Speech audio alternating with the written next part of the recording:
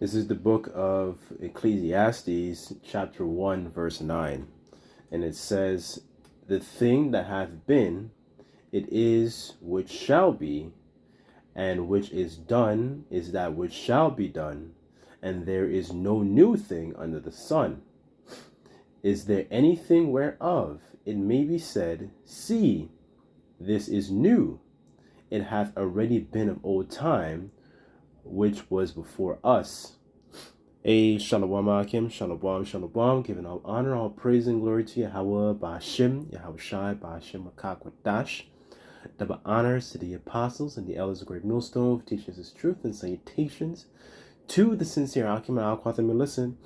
May the blessing of election be upon your house. My name is Raquai, back in here with another quick and Lord's will as always an edifying lesson. And today I just wanted to go through just a short continuation of this article that I found in regards to stages of an empire. I did a part one and discussing essentially the moral decay of society and some of the things and characteristics and pointers that the author pointed out what certain empires go through certain things when they hit certain stages.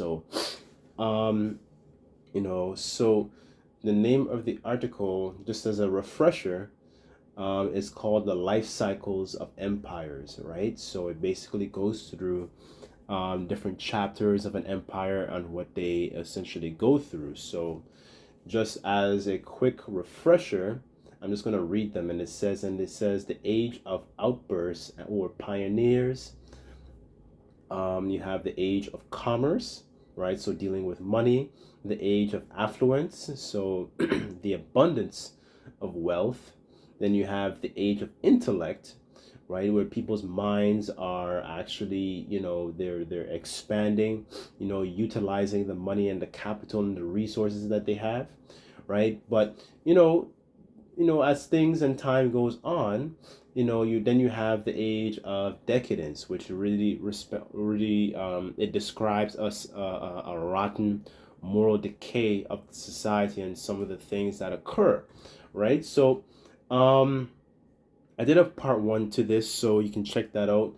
But I just wanted to do a continuation of this particular um, stage here where it describes the age of decadence, just to read a little bit more of it and some of the things that the author actually explains, what's actually going on in the society, right? So this is actually, this was written by, John Glubb, right? So what I'll do also, I'll attach it in the description box. But this is just, this shows that the Lord is giving, this information. Yes, he's revealing his secrets unto his servants, the prophets, but it shows you also that this information is coming on to, some of the people on the outside, so to speak, right?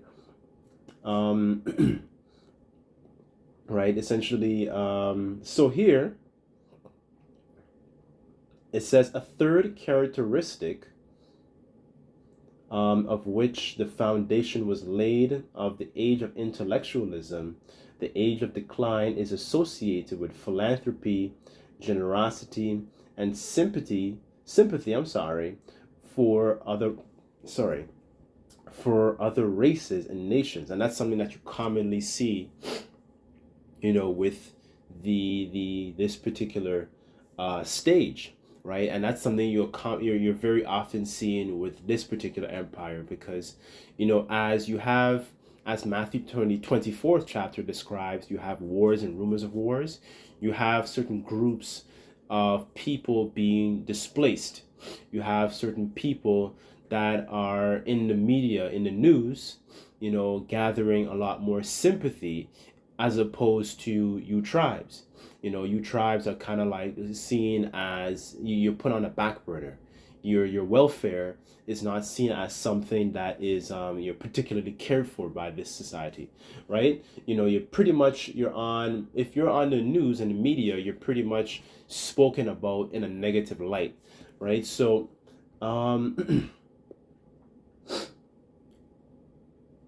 let me get this here. Just bear with me on this. Hold on.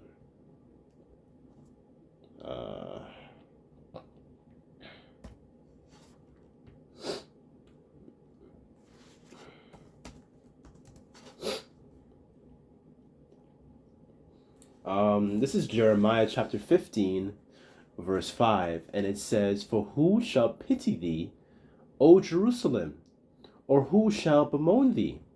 Or who shall go aside to ask how thou doest?" Right? So, all these other nations, they come here, and there is no one actually asking for your asking about your welfare.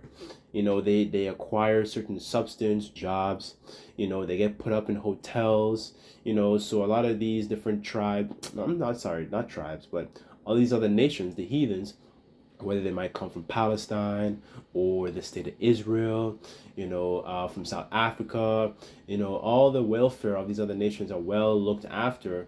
But you tribes, you so-called Negroes, you Caribbean, from the Caribbean, Latinos and Native Americans, you Mexicans, when the welfare, when it comes to understanding and knowing about your own welfare, the nation doesn't care.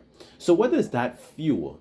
It fuels a certain sentiment of division, because now it is that you have, with this age of decadence, like, say for example, you're an Israelite, and you've been in America for such a long time.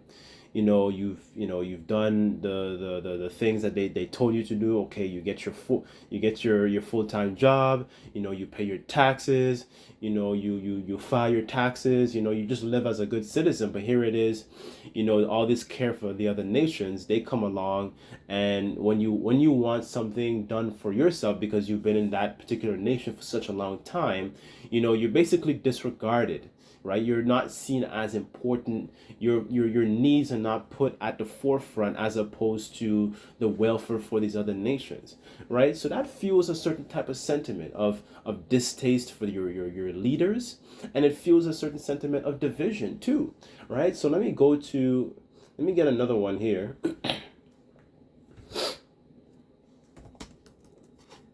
Just bear with me on this. Just to back up the point in regards to the type of sentiment that it fuels, right? So this is Isaiah chapter 19, verse 2, and it says, "And I will set Egyptians against the Egyptians, and they shall fight every one against his brother, and every one against his neighbor, city against city, and kingdom against kingdom." And Yahushua said, a kingdom divided itself, to roughly paraphrase, cannot stand, right? So you start to see that there is a lot of division amongst, these different groups of people, right? So now you have those, so for example, like I brought out earlier, those that are been so-called citizens for such a long time, and yet they kind of get pushed to the side. And that also includes Esau as well. I've been in America for such a long time, but I'm kind of more speaking about you tribes, right? Because you tribes, you get pushed to the side, and the only time you really get looked at the forefront, in terms of caring about the welfare of your nation, is really when election time rolls around.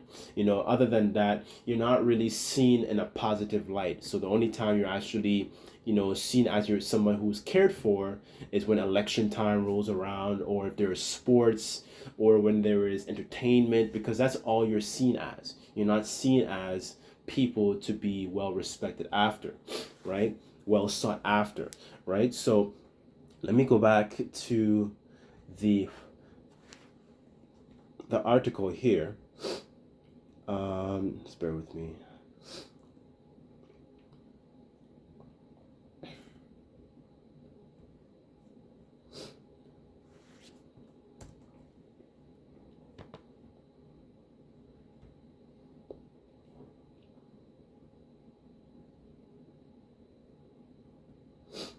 Okay, so it says here, the culture assumes an attitude of noblesse oblige towards those who are less fortunate. The notion that will be always be rich impels the imperial state to spend lavishly to confer privileges and rights and benefits on all comers. Right. Let me just get what that means, that attitude. Oh, I don't know what that means. So it says noblesse oblige is a French expression that means nobility extends beyond mere entitlement, requiring people to hold such status to fulfill social responsibilities, right? So you have, they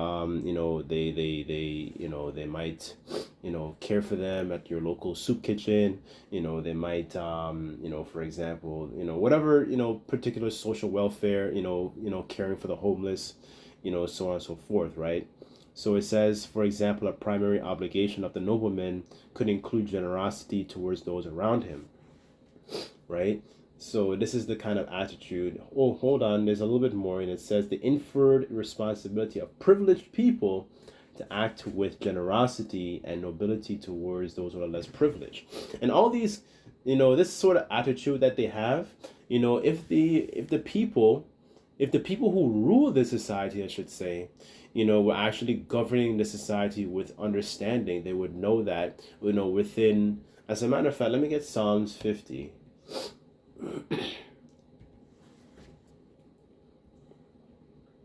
That shows you that this rulership is completely backwards. And I'll give you an example of that, because this is Psalms 50 and 16, because Esau is the one who's ruling this society, but he's a niggard. This says, but unto the wicked the Most High Yahweh saith, what hast thou to do to declare my statutes, or that thou shouldest take my covenant into thy mouth? Seeing thou hatest instruction, casteth my words behind thee. Because there is a certain type of instructions that are required to actually govern not just the society, but the earth as a whole, right? And that is something that was actually given, first and foremost to us as a people, because that's what actually makes us nobles and stewards, going back to, Adam. His instruction was to essentially keep the to dress it and keep it, right? So there's a certain type of mentality of how to actually govern the earth properly, right? But what Esau does, he doesn't actually consider the ways of the Heavenly Father, because his ways, he sees it because he thinks of himself as the Most High, right? He thinks that he is above the Most High, so to speak, right? So, and going back to this sort of attitude of actually doing that mentality of doing so-called philanthropic behaviors towards the people who are less fortunate, you have that sort of care, within our laws. So, for example, when you look at certain laws in our culture, such as gleaning grapes, right? You have a particular harvest. So, say, for example, you're a farmer, and you, as a farmer, you have this vineyard here, and you don't glean the entirety of your whole vineyard, right? You don't glean all the grapes. You leave a certain portion, for those who are not as well off as you, right? What does that do? It also keeps in mind the welfare of those who don't have the same amount of substance as you. So, for example, those who have a women who have lost her husband. So, like, for example, widows, children who lost their parents, like orphans, strangers, so Israelite foreigners who are sojourning in the land. All these sorts of this is all covered in our laws. How to paying people properly. And that's one of the reasons this society is declining, because it's just not governed in proper instruction of how the Heavenly Father intended it to be, right? It's a very broken society, and the scriptures say that when the righteous are in authority, the people rejoice. But when the wicked beareth rule, the people mourn, right? Because they don't actually reap the benefits of the substance that they actually acquire here, right? So let me go back here and I'll read up a little bit more. And it's here it says, citizenship rights, once a sign of status, a valued asset, are debased as states give them away. In some cases, sell them for revenue, again to confer the benefits of prosperity to all, right? So then what happens when you have a nation like that? Then you basically you just anybody's kind of allowed in, into the society, right? So now it becomes a breeding ground for certain behaviors. You don't actually vet the sorts of people who are actually entering the country. So now it becomes a state of chaos. It starts to breed chaos, right? Here it says, state assistance to the poor is equally generous, or at least until the economy collapses, that is. So Glubb lists the 4 causes of decadence: too long a period of wealth and power. It says selfishness, the love of money, right? And the scriptures talk about that. The love of money is what? The root of all evil, right? So because people care more about money rather than actually using it, properly as a defense, it's not used and it's not utilized properly. You just have a bunch of people who hoard a lot of the money to themselves, hoard a lot of the resources to themselves rather than using it, in a productive way, right? So this is let me go to Wisdom of Solomon.